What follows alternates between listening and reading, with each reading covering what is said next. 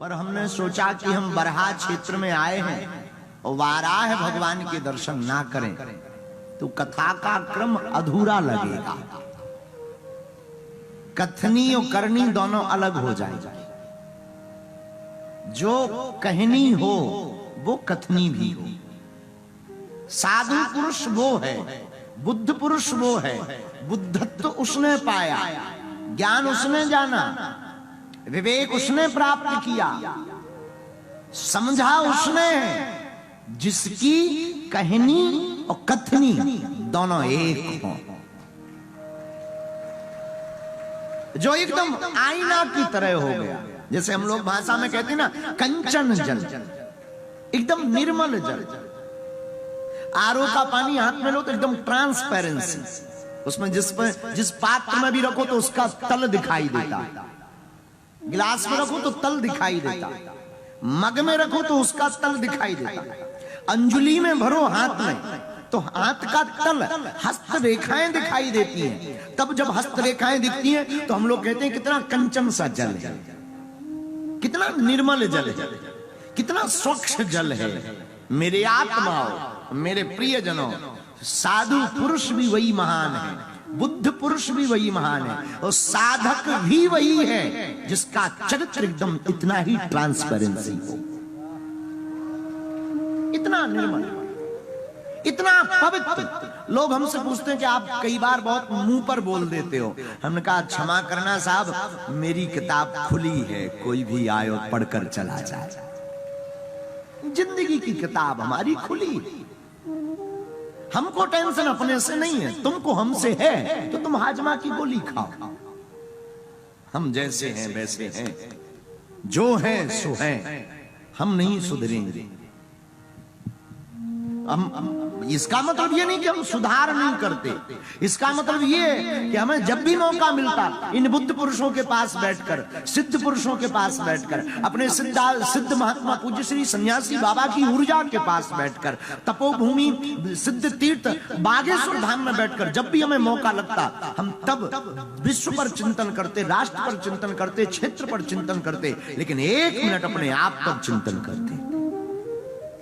और वो चिंतन हमारा कभी कभार नहीं होता है, वो चिंतन एवरी डे। जब भी हम सोने के लिए बिस्तर पर जाते हैं तब हम चिंतन करते हैं, आज हमने क्या ठीक किया और क्या गलत किया, कल सुधार करेंगे। इसलिए थोड़ा विलंब हो गया, और नेपाल के लोगों को आदत है हमारी, क्योंकि अपन टाइम के पक्के नहीं है और पक्का होना भी नहीं चाहिए। वैसे लोग कहते टाइम इज मनी, हम भी कहते टाइम इज मनी। बात का पक्का होना चाहिए, समय का भी पक्का होना चाहिए हमको छोड़कर, क्योंकि हम कोशिश करते हैं, नहीं हो रहा। अब हनुमान जी की इच्छा है, वो कहते हैं तुम 5 बजे आओ, हम क्या खाक कर ले। हमने तो खूब कोशिश की, अच्छे खासे बैठे थे, तिलक चंदन लगाए, कोई काम ही नहीं था, तो वहां गए, सुबह सुबह उठे, जल्दी उठ गए कल आज, और जल्दी उठे और सुबह सुबह कुछ वाद्य यंत्र गंधर्व विधा को निभाने वाले कलाकार आ गए, इनके साथ बैठ करके कुछ चर्चा की, फिर बरहा धाम गए। पता है हमने क्या अनुभव किया? तुम पूछना चाहो अगर हमसे, तो हमने सप्तकोशी गंगा में पहले स्नान किया, वहां स्नान किया, और स्नान करके हमने वहां प्रकृति के नजदीक परमात्मा को महसूस किया। और अभी महाराज जी उद्बोधन में बोल रहे थे, हमें ऐसा बोलने से शायद महाराज जी को बुरा लगेगा, पर दास की धृष्टता को महाराज जी क्षमा करेंगे, क्योंकि हम अनुज हैं, उनके भाई हैं, और उनके संरक्षण में महाराज जी कह रहे थे कि नेपाल बहुत, वैसे शब्द का प्रयोग कर रहे थे, हमें कहना नहीं चाहिए। लोग कहते हैं कि नेपाल गरीब है, हम कहते हैं नेपाल जितना अमीर कोई देश नहीं है। हाँ, भूखमरी है, हो सकती है, ये हमें पता नहीं कि नेपाल में क्या है, क्योंकि हमने नेपाल को बहुत करीब से इतना तो नहीं देखा। हम ये नहीं कहते कि नेपाल की स्थिति क्या है, हम ये कहते हैं हमने नेपाल में जो देखा है, यहाँ साधन कम है पर साधना बहुत है।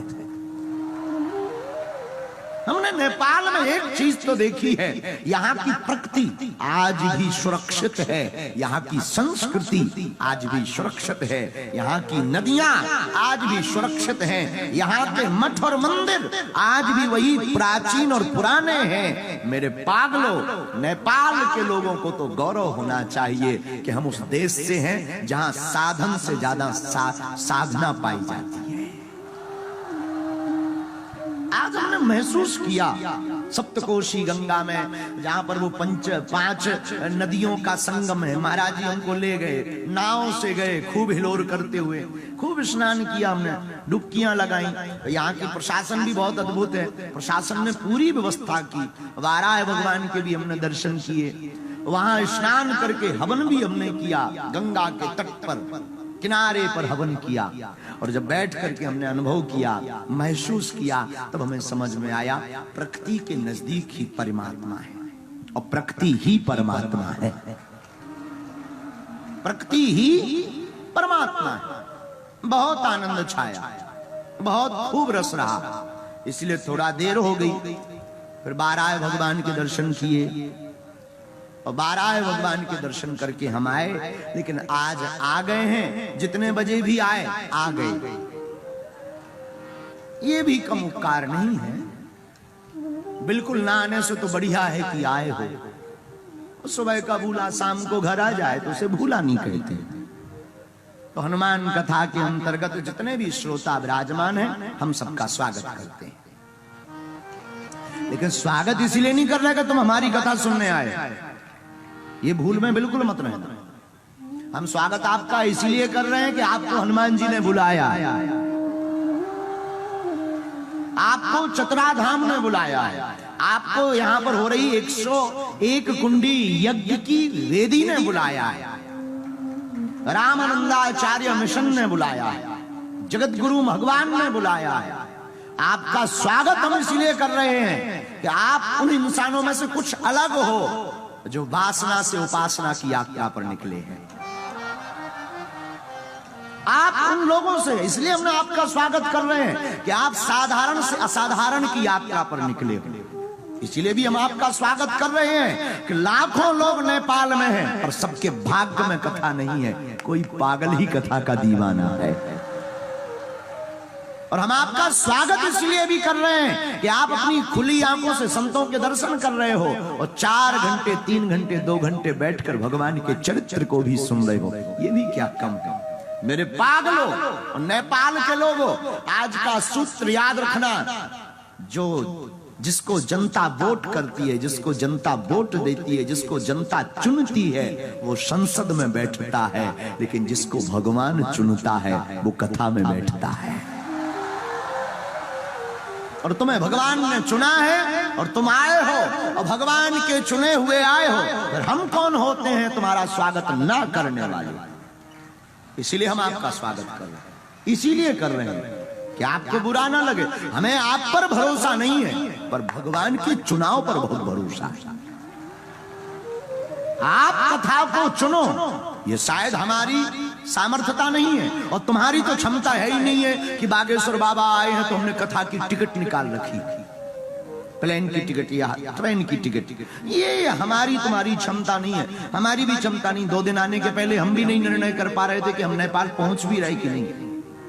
कई बार ऐसी चीजें सामने आ रही थी, विकृतियां जो शायद अवरोध बन रही थी, पर ईश्वर की कृपा है, उन्हें कथा के लिए भेजना था और हनुमान जी ने भेजा है और हनुमान जी ने बुलाया है और हम चले आए हैं। और तुमको भी हमारे बालाजी ने बुलाया है और तुम भी चले आए हो, इसलिए खूब स्वागत करते हैं, बहुत स्वागत करते हैं नेपाल वासियों का।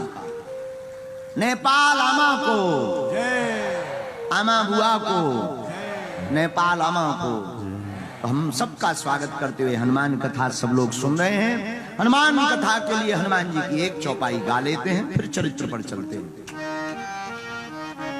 हनुमान जी को याद करना है तो एक चौपाई बहुत अद्भुत है। हनुमान चालीसा में गोस्वामी तुलसीदास जी कहते हैं, जय हनुमान ज्ञान गुण सागर, जय हनुमान